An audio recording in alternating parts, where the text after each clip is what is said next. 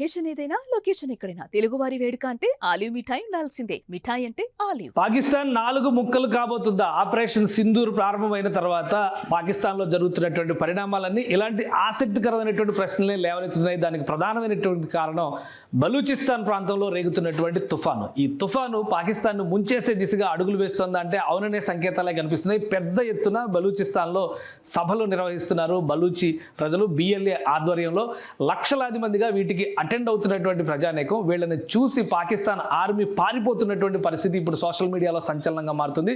దీంతో పాటు పాకిస్తాన్ 4 ముక్కలు అవుతోందనేటువంటి ప్రకటన బలూచిస్తాన్కి సంబంధించినటువంటి అఫీషియల్ గ్రూప్స్లో వైరల్ అవుతున్నటువంటి అంశం పాకిస్తాన్ పెద్దలను కూడా కలవరపరుస్తుంది. ఒకసారి చూద్దాం. పాకిస్తాన్ ఆర్మీ మొత్తానికి చాలా కీలకమైనటువంటి నగరమైన క్వెట్టా కూడా వదిలేసి పారిపోవాల్సిన పరిస్థితి వచ్చింది. ఇప్పుడు బలూచిస్తాన్లో జరుగుతున్నటువంటి భారీ సభల ఫలితంగా ఆర్మీ జవాన్లు, పాకిస్తాన్ ఆర్మీకి సంబంధించినటువంటి సైనికులు మొత్తం ఊళ్ళకి ఊళ్ళు ఖాళీ చేసి వెళ్ళిపోతున్నటువంటి పరిస్థితి. ఈ దృశ్యాలన్నింటినీ కూడా బిఎల్ఏ సోషల్ మీడియాలో పెట్టింది. అక్కడికి వచ్చినటువంటి బిఎల్ఏ సమావేశాలకి అటెండ్ అయ్యేందుకు వచ్చినటువంటి బలూచ్ ప్రజలను చూసి పాకిస్తాన్ ఆర్మీ భయపడి పారిపోతుందని చెప్పని ఈ దృశ్యాలని షేర్ చేస్తున్నారు. ఇప్పటికే క్వెట్టా లాంటి కీలకమైనటువంటి నగరం వీరి చేతిలో ఉంది. గ్వాదర్ పోర్ట్ లాంటి వాటిపైన కూడా కబ్జా చేసుకున్నటువంటి పరిస్థితి. స్వతంత్ర బలూచిస్తాన్ ఆవిర్భవించింది అనేటువంటి ప్రకటనలు వరుసపెట్టి బలూచ్ నాయకులు చేస్తూనే ఉన్నారు. దీన్ని కౌంటర్ చేసేటువంటి స్థితిలో కూడా పాకిస్తాన్ నాయకత్వం ప్రస్తుతం లేదు. అలానే బలూచిస్తాన్లో జరిగినటువంటి ఒక భారీ సభ, విపరీతమైనటువంటి జన సందోహంతో వచ్చినటువంటి సభ ఈ నెల 9వ తేదీన జరిగింది. దానికి సంబంధించినటువంటి దృశ్యాలు కూడా సోషల్ మీడియాని తాకుతున్నాయి. ఆ దృశ్యాలు చూసి పాకిస్తాన్లో పెద్ద పెద్ద ప్రకంపనలు వస్తున్నటువంటి పరిస్థితి. దీనితో ప్రభావితమైనటువంటి మిగతా ప్రాంతాల్లోని ఉద్యమాలు కూడా ఇప్పుడు ఆయువు పోసుకుంటున్నాయని బలూచ్ నాయకులే పదే పదే చెబుతూ దానికి సంబంధించినటువంటి ఆధారాలని సోషల్ మీడియాలో షేర్ చేస్తున్నారు. అసలు ఏంటి ఆ విషయాలు ఏంటి ఒకసారి విశ్లేషించేటువంటి ప్రయత్నం చేద్దాం. ఎందుకంటే సోషల్ మీడియాలో వస్తున్నటువంటి అంశాల పరంగా చూస్తే కనుక బలూచిస్తాన్ నాయకత్వం చేస్తున్న వాదన ప్రకారం పాకిస్తాన్ 4 ముక్కలు కాబోతోంది. దానికి సంబంధించినటువంటి మ్యాప్ను కూడా వీళ్ళు షేర్ చేస్తున్నారు. ప్రస్తుతం ఉన్నటువంటి పాకిస్తాన్ స్వరూపం ఇది. మొత్తంగా ఈ ప్రాంతాన్ని ఒకసారి మనం గమనించి చూస్తే కనుక 5 విభాగాలుగా దీన్ని చూపిస్తున్నారు. మొత్తం 6 విభాగాలు కనిపిస్తాయి, కానీ 5 విభాగాలుగా మనం చూడాల్సి ఉంటుంది. ఇది ప్రస్తుతానికి ఇండియా నుంచి ఆక్రమించుకున్నటువంటి పిఓకే పాకిస్తాన్లో ఆధ్వర్యంలో ఉన్నటువంటి కాశ్మీర్, ఇది పంజాబ్ స్టేట్, పంజాబ్ ప్రావిన్స్, ఇది సింధ్ ప్రావిన్స్, ఇది బలూచిస్తాన్ ప్రావిన్స్. బలూచిస్తాన్ స్వతంత్ర రాజ్యం అయితే పరిణామాలు ఏ విధంగా ఉంటాయి ఇక్కడ చూస్తే ఫెడరల్లీ అడ్మినిస్ట్రేటెడ్ ట్రైబల్ ఏరియాస్, ఇది ఆఫ్ఘనిస్తాన్ సరిహద్దు ప్రాంతం. ఇక్కడ పాకిస్తాన్ ఆధిపత్యం కంటే కూడా స్థానిక గిరిజన తెగల నాయకత్వం ఇక్కడ ఎక్కువగా ఉండేటువంటి పరిస్థితి. ఇక ఈ ప్రాంతాన్ని ఖైవన్ ఫక్తూనిబా అని చెప్పారంటారు. ఇది కూడా ఫక్తూనిస్తాన్ పేరుతో ఒక ప్రత్యేక నినాదాన్ని అందుకున్నటువంటి పరిస్థితి. ప్రస్తుతం భారతదేశం చేసినటువంటి ఆపరేషన్ సింధూర్ సూపర్ సక్సెస్ అయినటువంటి నేపథ్యంలో పాకిస్తాన్ ఆర్మీ కుదేలైంది. ఎక్కడా కూడా ప్రతిఘటించేటువంటి స్థితిలో కూడా లేదని బలూచ్ నేతలు పదే పదే సోషల్ మీడియా వేదికగా చెప్తున్నారు. ఈ క్రమంలో 4 ముక్కలుగా మారబోతోంది పాకిస్తాన్ అంటూ ఈ మ్యాప్ని షేర్ చేశారు. ఇది స్వతంత్ర బలూచిస్తాన్ ఆల్రెడీ ఆవిర్భవించిందని చెప్తున్నారు. ఇక ఈ ప్రాంతం అంతా కూడా ఫక్తూనిబా ప్రాంతం, అలానే గిరిజన తెగలు ఇవన్నీ కూడా ఆఫ్ఘనిస్తాన్తో కలిసేందుకు ఆసక్తిగా ఉన్నాయి. ఆల్రెడీ ఆఫ్ఘనిస్తాన్ నేతలతో చర్చలు జరుగుతున్నాయి. ఈ ప్రాంతంలో కూడా ఒక ఉద్యమం మొదలు కాబోతుంది అనేటువంటి సంకేతాలు ఇస్తున్నారు. ఇక మిగిలిన కాశ్మీర్, పాకిస్తాన్ ఆక్యుపైడ్ కాశ్మీర్ ఖచ్చితంగా ఈ యుద్ధం తర్వాత ఇండియాలోకి వెళ్ళిపోతుందని చెప్పని వీళ్ళు బలమైన వాదన చేస్తున్నారు.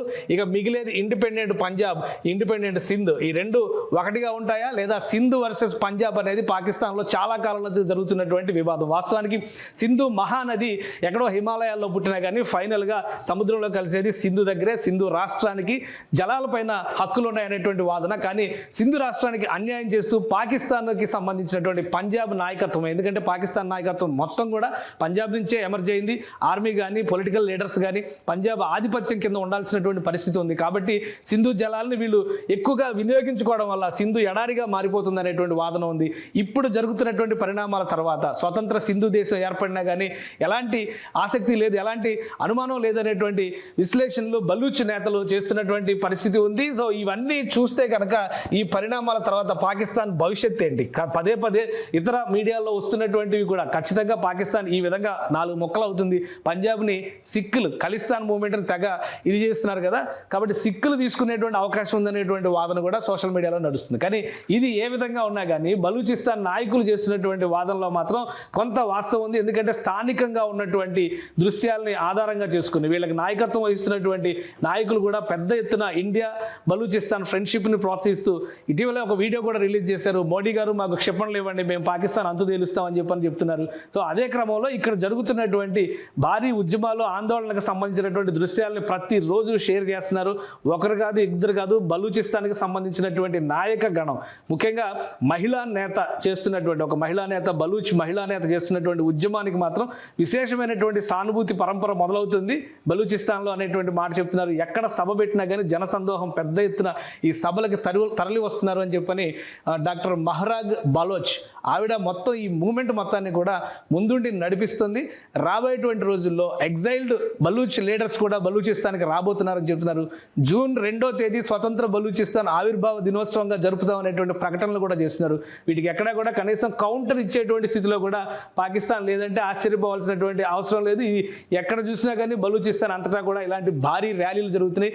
ఓవరాల్గా పాకిస్తాన్లో ల్యాండ్ మాస్ ప్రకారంగా చూస్తే కనుక బలూచిస్తాన్ 44% ఉండేటువంటి భూభాగం, జనాభా పరంగా తక్కువ జనాభా ఉంది. కానీ లెక్కల ప్రకారం చూస్తే యావరేజ్గా 1.5 కోటి వరకు బలూచిస్తాన్ ప్రజలు ఉంటారనేటువంటి అంచనాలు ఉన్నాయి. సో ఈ ప్రాంతం ఒక స్వతంత్ర దేశంగా అయితే సమర్థించడానికి, ఆహ్వానించడానికి అటు ఆఫ్ఘనిస్తాన్ నుంచి, ఇరాన్ నుంచి కూడా మద్దతు ఉంది. భారతదేశం కూడా సహకరిస్తే స్వతంత్ర బలూచిస్తాన్ ఆవిర్భవిస్తుంది అనేటువంటి నినాదాన్ని వీళ్ళు పదే పదే చేస్తున్నారు. సో ప్రస్తుతం జరుగుతున్నటువంటి పరిణామాలు పాకిస్తాన్ని మరొక ముక్కగా మారుస్తాయని అందరూ అనుకుంటున్నారు. కానీ బలూచ్ ప్రజలు మాత్రం 4 ముక్కలు చేయబోతోంది అనేటువంటి వాదనని ప్రపంచం దృష్టికి తీసుకొచ్చారు.